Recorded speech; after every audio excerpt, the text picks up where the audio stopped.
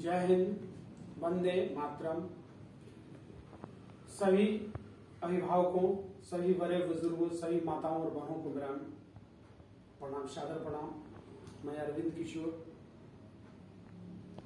अपने चैनल से कुछ महत्वपूर्ण बिंदु पर आपके सामने हूँ। आज बिहार ही नहीं, संपूर्ण देश की हालत जो है काफी खस्ता हो चुका है। इस देश की स्थिति ये हो गई है कि कोई भी अगर कुछ बोलता है माननीय प्रधानमंत्री जी के खिलाफ, उनके काम करने की शैली के खिलाफ, उस पार्टी के खिलाफ, अपने हक के लिए आवाज उठाता है, तो उस पार्टी के नेताओं द्वारा, उस पार्टी के कार्यकर्ताओं के द्वारा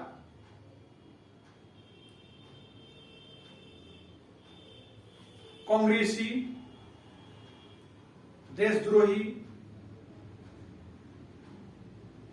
जैसे शब्द से नवाजा जाता है। आज कौन सा ये शासन है? आखिर इस हिंदुस्तान में सबको रहने का अधिकार है, अपने हक के लिए सबको अपने आवाज को बुलंद करने का अधिकार है। मैं उन अंधभक्तों से कहना चाहता हूं, पूछना चाहता हूं कि आखिर आप लोग इस हिंदुस्तान को कहां ले जाना चाहते हैं? क्या चाहते हैं कि हिंदुस्तान खत्म हो जाए? बेरोजगारी मुंह बाए खड़ी है, महंगाई अपने चरम पे है, भ्रष्टाचार अपने चरम पे है,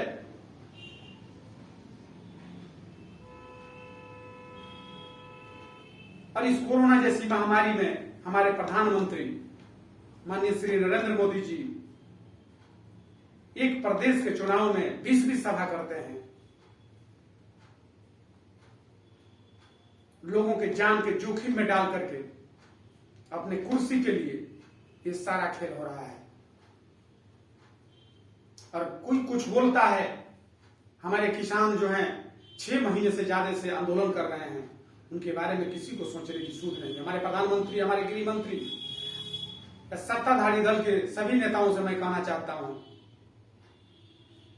कि आखिर आप लोग चाहते क्या हैं? इस हिंदुस्तान की भोली भाली जनता के साथ हमेशा आप लोगों ने ठगने का काम किया।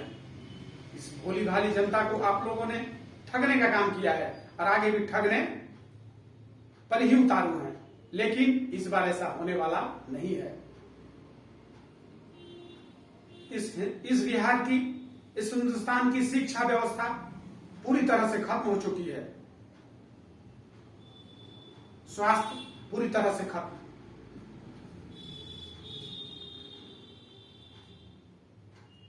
हर कार्यालय में कार्यालय कर्मियों की घोर अभाव है, चाहे कोई भी विभाग हो, कहीं कोई बहाली नहीं, हर चीज बेचने का काम हो रहा है। इसलिए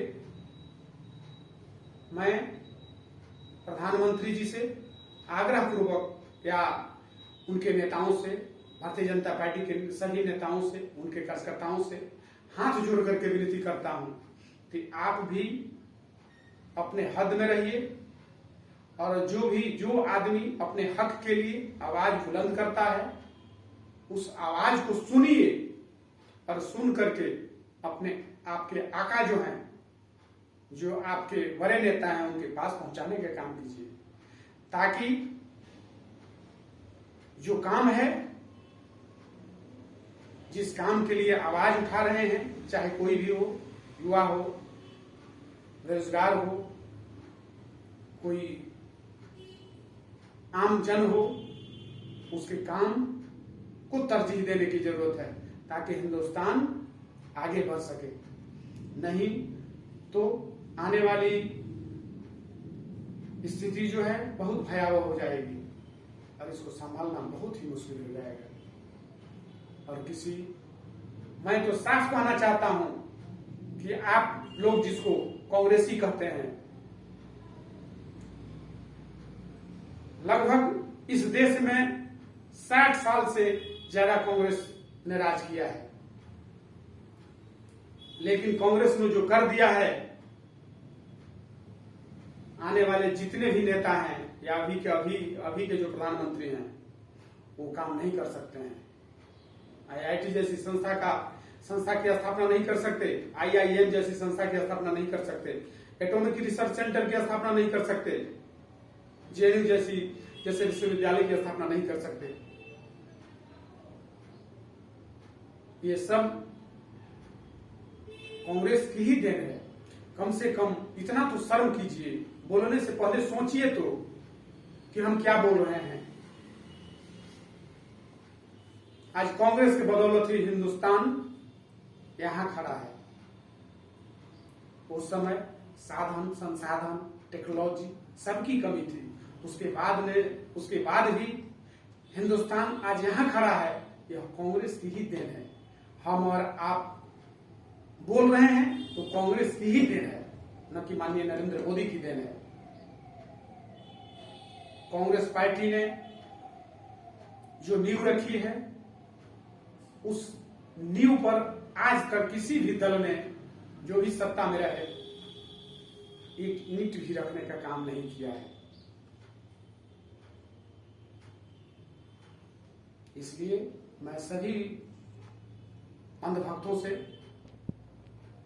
जो आंख मूंद करके विश्वास करते हैं, उनसे आग्रहपूर्वक कहना चाहता हूं कि आप ये शब्द को हटाइए और हटाने के बाद अपने नेताओं से, अपने आका से आकर के कहिए कि हिंदुस्तान के लोग, बिहार के लोग जग चुके हैं, अब मोनोपोली नहीं चलेगी, अब काम करना ही होगा और सांसद और विधायकों का पेंशन बंद होना चाहिए। इस कोरोना काल में सारे पदाधिकारियों का, सारे सरकारी कर्मचारियों का टीए काट दिया गया और सांसद का फंड बंद कर दिया गया। फंड किसका है? फंड ये जनता की है, हमारे टैक्स का पैसा है, आम जन के टैक्स का पैसा है। इसलिए मैं प्रधानमंत्री, राष्ट्रपति और गृह मंत्री जी से हाथ जोड़ करके आग्रह करना चाहता हूं कि जितने भी सांसद हैं, चाहे राज्यसभा हो, लोकसभा हो या पूरे देश के विधायकों का पेंशन और टीए बंद होना चाहिए। जय हिंद, जय भारत, वंदे मातरम।